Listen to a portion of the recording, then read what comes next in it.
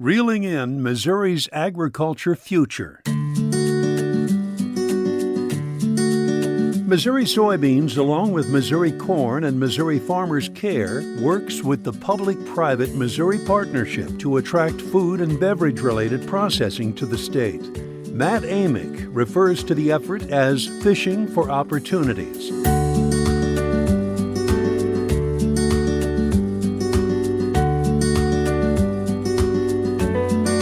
I'm Tom Stever. On this edition of the Soybean Spotlight podcast, Amick, Missouri Soybeans Market Development Director, talks about the Missouri Partnership and what it means for the Missouri farm economy. Missouri Partnership is a program under the Missouri Department of Economic Development. It is a public-private partnership that receives funding from the state through the Department of Economic Development and also private funding from private industry across the state of Missouri. Their main goal is business attraction. So they are looking at companies that are wanting to relocate, expand their operations, put in new facilities, and they want to bring those companies to the state of Missouri. They do that through a variety of ways. They work with site selection consultants that a company might hire to help find a site across the country. They do a lot of business development where they're going out to trade shows and fishing for new opportunities that might be out there and presenting opportunities. They do a lot of communications and PR where they're highlighting Missouri agriculture and just Missouri in general and the benefits of being here in Missouri. So the real impetus for us working with the Missouri Partnership was a couple of years ago when American Foods Group, the beef packing plant that is opening in eastern Missouri, when they came to the state and announced they're putting a facility in the state, that was a Missouri Partnership project. They recruited them. They worked with them directly to find a site here in the state of Missouri. There was multiple states that were competing for that opportunity, and Missouri Partnership sold Missouri and got them to come to the state. Along with that, there was a really coordinated effort amongst Missouri Partnership and the ag industry, and people like Director Chin at the Department of Agriculture and Ashley McCarty with Missouri Farmers Care and several of the other commodity groups that really carried the water and showed that not only is Missouri a good business climate, but the ag industry is aligned and united and hungry for new opportunities to come to the state and grow our ag industry. And having someone like, at the time, Governor Parson, who's obviously a big agricultural advocate in office, is helpful. So, and having Governor Kehoe moving forward, who's a farmer and a big agricultural advocate, is going to be helpful. So we saw that, and we said, that was awesome. That was a great opportunity. It's going to provide a lot of value added for the cattle producers in the state, more fat cattle, more local markets for cull cows. That means more feed demand, whether it be corn or soybean meal in those cattle rations. So we saw that, and we were like, let's try and expand this. So 2 years ago, so we're in the second year of our partnership, our collaboration with the Missouri Partnership. We started working with them. It's a collaboration between Missouri Partnership, Hawthorne Foundation, which is the private funding mechanism of this public-private partnership. Hawthorne Foundation brings in the private funding to help do things that maybe the state isn't allowed to do.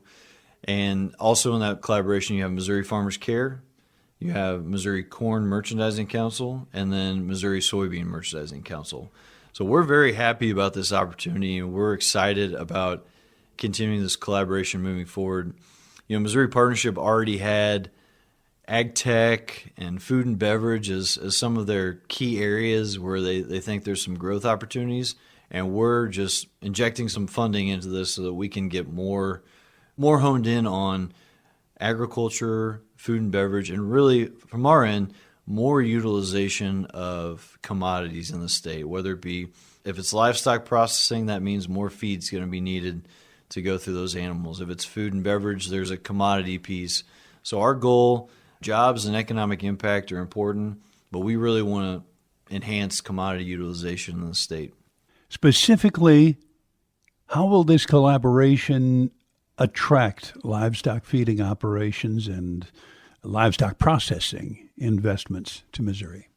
Let me talk about a couple of successes they've had so far. They recruited AmeriCold, which is a cold storage facility company. They are adding more cold storage in the Kansas City region. So whenever we're moving meat carcasses or moving meat products internationally or throughout the country, there's that cold storage that can help with the rail lines. They've also recruited last year Becks Seed Company to a new seed processing facility in southeast Missouri. So not only is that just great for that region, but it's great for the farmers in that region, providing potentially new opportunities for growing seed, for seed processing, maybe a higher premium for that seed as well if they're producing seed for Becks. Becks is a very reputable company that's operating across the U.S., so a family-owned company. We're really excited about those two successes they've had really related to food and beverage. There's been a couple ancillary kind of companies as well that have been recruited. But going back to your original question, our intent is to look at them getting, more livestock processing. We've looked at biofuels. We looked at really anything related to food, beverage, and agriculture that can help the bottom line of the farmer and enhance commodity utilization. So moving forward, we just started our second year of the partnership. We call it Project Yield. That's the name of the partnership between all of our entities. We've got some interesting livestock projects in the pipeline that could be, are interested in the state of Missouri.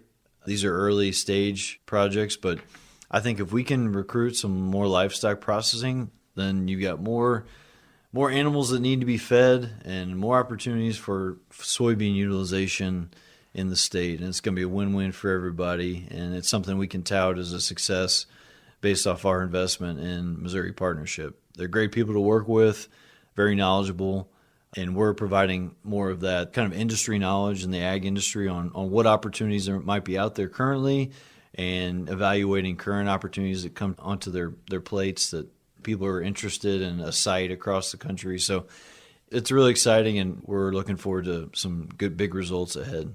I want you to address one other thing, Matt, and that is how this collaboration with Missouri Partnership will affect the bottom line of Missouri soybean growers. New markets, new demand here in the state. If we can process more soybeans here locally, that's less transportation costs, potentially higher bases for soybean farmers. More demand here and it even helps on the livestock side if they have livestock, if they're feeding cattle or if they've got hogs or poultry or whatever it might be, presenting more opportunities for processing here locally in the state. So it's a win-win for farmers, and it's a win-win for economic development here in the state of Missouri. And new markets, we need to increase demand. Worldwide, we've got one of the largest soybean carryouts of all time worldwide. So that means there's a lot of soybeans out there on the worldwide market. And so the best thing we can do is try and build out our local markets here and create as much demand locally and export the rest. So that's what we're trying to do. That's our very high level vision, and that's where I think this can be helpful for soybean farmers moving forward.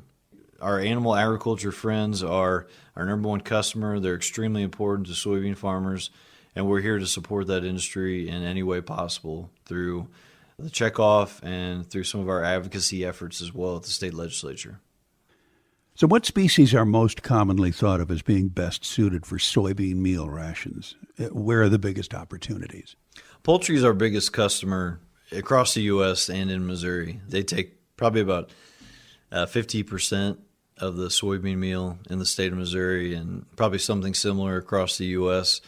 Hogs would be second, cattle, beef cattle, and then dairy as well. Poultry is a big opportunity. I think, you've seen the price of eggs and how egg supply has been very disrupted with avian influenza. At the same time, there's actually a lot of momentum for new egg-laying facilities, and that takes soybean meal at a certain percentage in that ration as an opportunity. So I think egg layers are a big opportunity, even broilers. We've seen some consolidation and some older processing facilities that have closed in the state.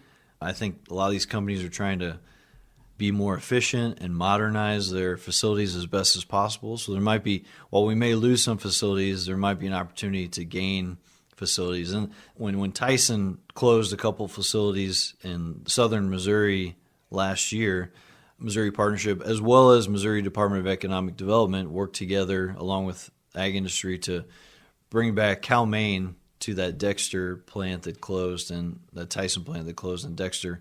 So Cal-Maine is a big egg producer.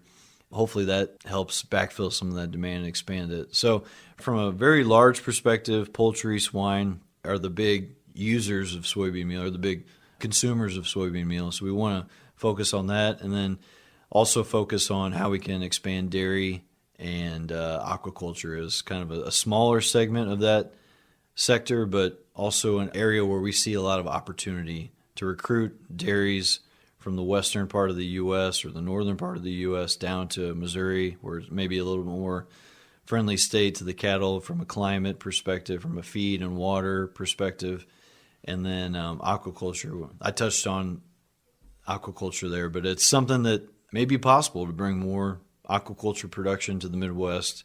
We've got some in the state. We've got about 35 to 40 fish farms in the state. One of the things we found out through some of our efforts is that they get their feed from pretty much everywhere except Missouri. They get feed from other states. There's one farm that gets a feed from a Missouri company, but everyone else is getting feed from out of state. So if we can find a feed manufacturer here in the state that wants to work in the aquaculture industry and build out an aquaculture ration, that is one of my top priorities, because it's maybe not low-hanging fruit, but it's an opportunity.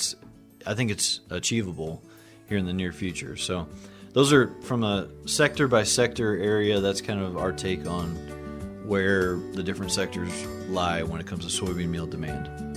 Matt Amick is Missouri Soybeans Director of Market Development. This edition of the Missouri Soybean Spotlight podcast is brought to you by Missouri soybean farmers and their checkoff. We're also on the air with the weekly Spotlight podcast. Thank you for listening. I'm Tom Stever.